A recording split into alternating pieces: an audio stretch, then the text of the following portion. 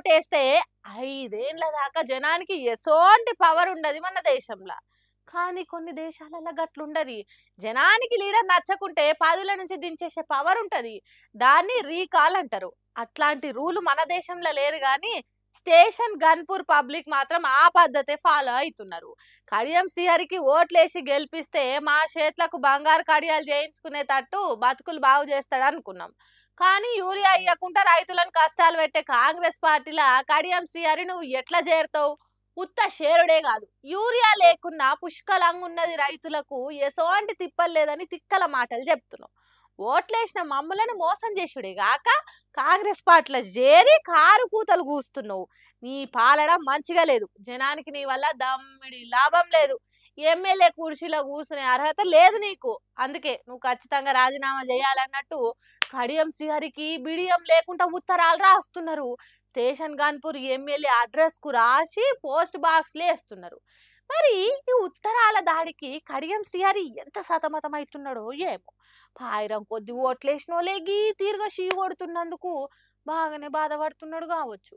అయితే మాయ గాని జనం చేత ఓట్లు వేయించుకొని తర్వాత పార్టీలు మారేటోళ్లను, పబ్లిక్ కు సేవ చేయకుండా సంపద పెంచుకునే లీడర్లను ప్రజలు దించే రూలు మన దేశంలో కూడా ఉంటే మంచిగుండు కదా.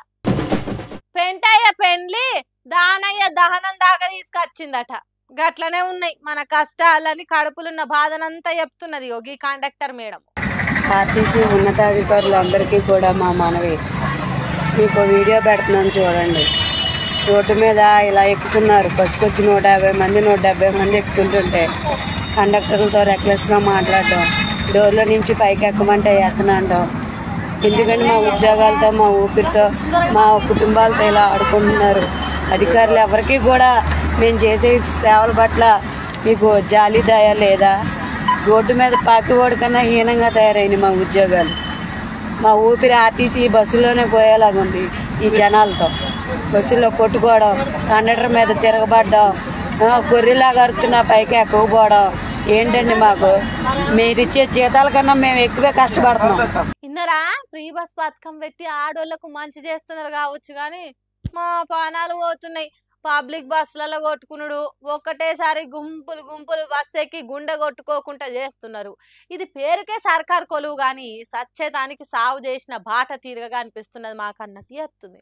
మరి అంతే కదా, పత్తి బస్తాలు దొక్కినట్టు కిక్కిరిచిన బస్సులల్లో అటుకొస్త నుంచి ఇటుకొస్త ఈదుకుంటా ఈకుంటా పోయి టికెట్లు తీసుకున్నాడు అంటే చిన్న కష్టం ఉంటుందా? అందున ఆడోళ్ళకి ఇంకింత తిప్పలు ఎక్కువ ఉంటుంది. అందుకే మా పానాలు పోతున్నాయి ప్రభుత్వమా అన్నట్టు సెల్ఫీ వీడియో తీసి సోషల్ మీడియాలో పెట్టింది.